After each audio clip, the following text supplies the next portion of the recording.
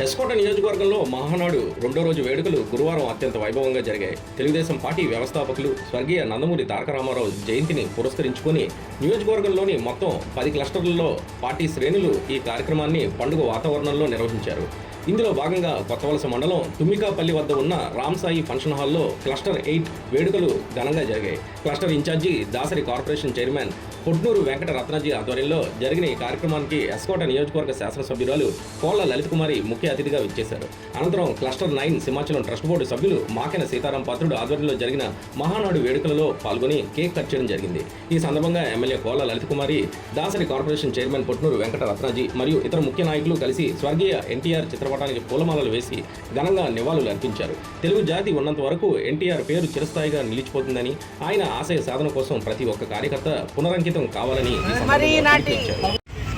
ఈనాటి స్వర్గీయ అన్న ఎన్టీ రామారావు గారి జన్మదిన వేడుకల్లో ప్రతి ఏడు కూడా మహానాడు జరుపుకోవడం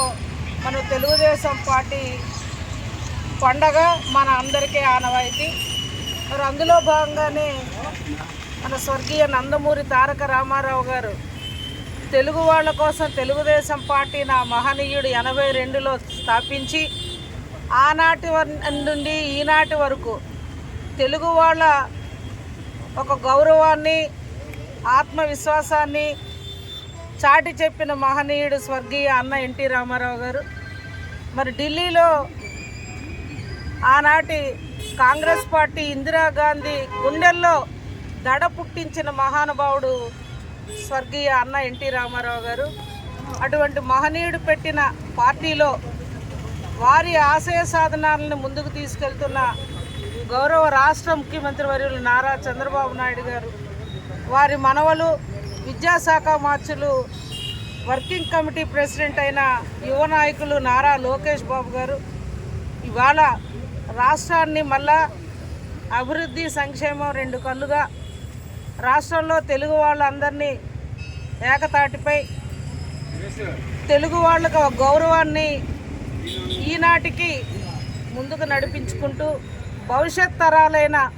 మన తెలుగు వాళ్ళందరినీ ఒక అభివృద్ధి, సంక్షేమ బాటలో ఈ రాష్ట్రాన్ని నడిపించుకోవడం కోసం ఈనాడు వాళ్ళు పడుతున్న తపన, కష్టం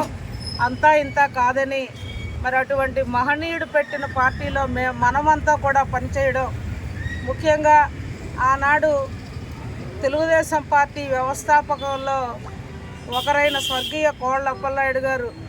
ఈనాటికి తెలుగుదేశం పార్టీ వెన్నంటే పార్టీయే కుటుంబం అని, నా కుటుంబం కూడా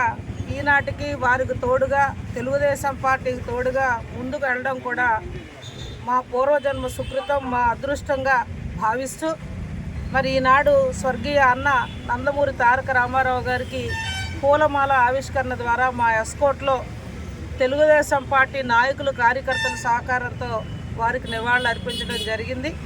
ఆ మహనీయుడి స్ఫూర్తిని ఆదర్శంగా తీసుకొని మేమంతా కూడా ముందుకు పయనిస్తామని, చంద్రబాబు గారి నాయకత్వాన్ని, లోకేష్ బాబు గారు నేతృత్వాన్ని బలపరుస్తామని, రాబోయే స్థానిక సంస్థల ఎన్నికల్లో